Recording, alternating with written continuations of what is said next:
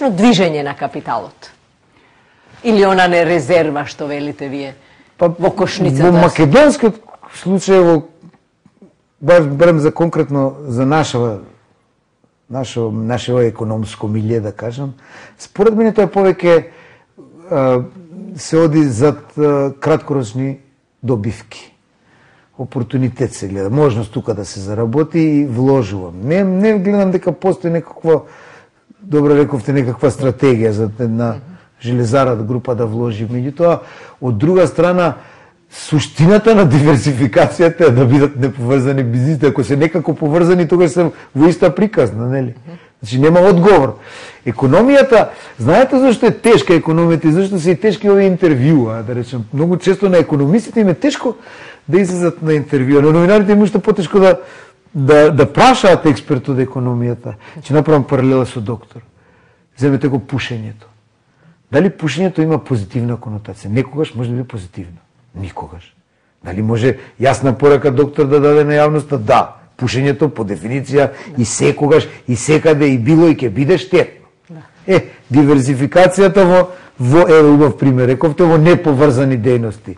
Дали е позитивна или негативна? Одговорот е секогаш флексибилен, како рибата која ја фаќате. И е добро, и е лошо. Некогаш може да биде лошо, некогаш може да биде фактор на неуспех, некогаш може токму да биде фактор на успех.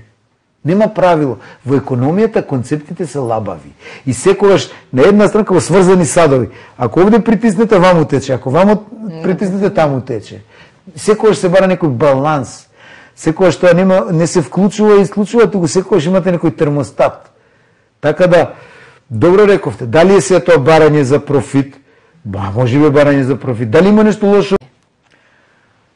Па претходно ги спомнавме странските директни инвестиции во Македонија, основните фирми черки, некои македонски предпријатија кои што успеаја да изградат име со навистина препознатлив настап на пазарот. Сега ние професорите употребуваме имиња и професорите и во книга ги пишуваат имињата и тоа нема никаква друга конотација. Значи го употребуваме како кейс. Добро, да. Учат луѓето. Слободно може да го да ги употребат имињата. Еве на пример една македонска предпријателка која пушти обврзница, што беше релативно нов инструмент. За мене има други многу предпријатија кои што исто би може да се доволно препознатлив и силен бренд, зад нив стои јасно препознатливо раководство, постои идеја, мисија, визија препознатлива и луѓе би биле воljни да почнат да купат акции во нив, односно хартија од вредност, бренд.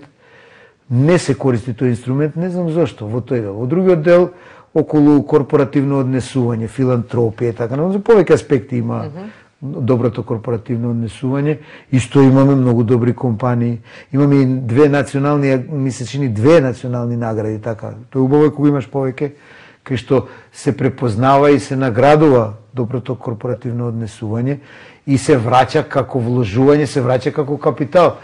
Низ имиджот, тоа на Запад многу дознан, има цел тренд, така ги викаат, например, сега зелен менеджмент, кој што предпријатија кои јасно се однесуваат кон околината, потоа предпријатија кои што етички се грижат за крајниот потрошувач на производите, предпријатија кои што се грижат за тоа да нема детски труд во нивните производи, предпријатија кои што односно концепти, и нема ништо лошо во тоа. Јас мислам дека долгорочно брендот само добива на вредност. Иако краткорочно може би е тоа нешто што треба можеш да потрошиш, да платиш, да дадеш.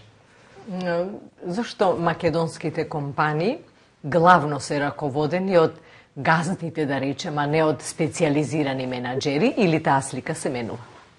Зошто? Па ние сме Медитеран. Во Медитеранот имате друг бизнис модел. Италија, Шпанија, Турција, Македонија, Грција, нашата парадигма е, нели, долу да ми биде бизнисот, горе да биде семејството. Зошто ке речете? Па може би затоа што такво било времето. Во периодот од обидите се нешто да правите во Гевгелија, во чаршија, од 2 сат до 3 сат, на 40-60 степени на сонце, ќе видите дека може би мора, или во Истанбул, мора да се склониш во тоа време. Значи, мора да има некаков модел кој што ќе одговара на реалностите тука. Не можеме ние сега сите да бидеме њујоршки јапивци. Нели? А понатаму, пошто многу се бизнисите семејни, Италија е светска економска сила, четврта економија базирана на мали и средни предпријатија, на семејни бизниси. Ништо нема лошо во тоа. Значи мораме да се прилагодиме. Не е проблем тоа какви се. Проблем е дали се доволно ефикасни во она што го работат. Дали ќе донесат менаџери од надвор. Или би користеле сами. Па двете опции им се добри. Нашите менаџери, успешните менаџери ги пратеа нивните деца. Они учат или кај нашите коледжи, кај нас, или многу од нив учат надвор, во странство. Они ќе се вратат, ќе се обидат, ако успеат да му се наметнат на предприемачот, ова 7-та година, ако успеат да му се наметнат сега и на родителот, во таа смисла дека младите луѓе носат нови идеи.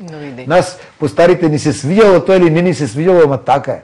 Мора да им пуштиме на нив иницијатива, ние можеме треба да седиме на страна и да ги охрабруваме, а они да прават, ние да интервенираме тогаш кога вистински им треба помош, а не да ги гушиме. А што значи тоа фирма Керка? Дали ќе продолжи тој светски тренд на офшор компании низ разни океански острови, кои се повеќе се легла на легални или на илегални трансфери на капитал? Или полулегални. Па, тоа беше модерно пред 10 години. И сега Соединетите Американски држави направија иницијатива на обелоденување на тие скриени конта. И знаете, тоа проблем со Швајцарија, и Швајцарија се сложи да ги отвори контата на некои богати американци. Значи, во Соединетите Американски држави што имало феномен? Имало феномен дека богатите американци си ги односеле своите лични средства во офшор банки и си земале таму кредитна картичка и после купувале низ Америка без можност американскиот данъчен сервис да ги тие трансакции процесира и ги следи.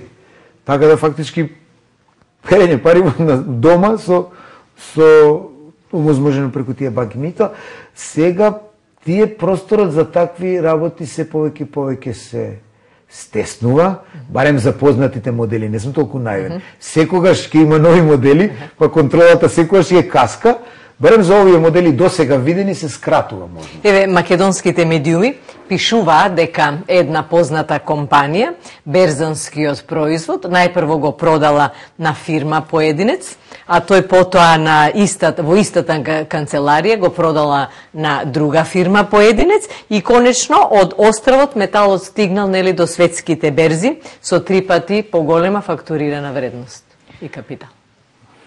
Го знаете Френк Партној, тој е доктор по економски науки. Ама направил богатство пред 20 години на берзата во Америка, работел во неколку инвестициони банки и човекот напишал книга, се вика Фиаско. Стана, како да кажеме, на библија на финансиските менаџери, јапи, луѓето. Тој во неговата книга опишува севозможни финансиски креативни сделки, не само како ова. Ова е пример на трансфер прайзинг. Дури е и наивно и лесно, често се користи трансфер прайзинг и е бизнис кој што е во Америка имат многу ценето тоа работно место е.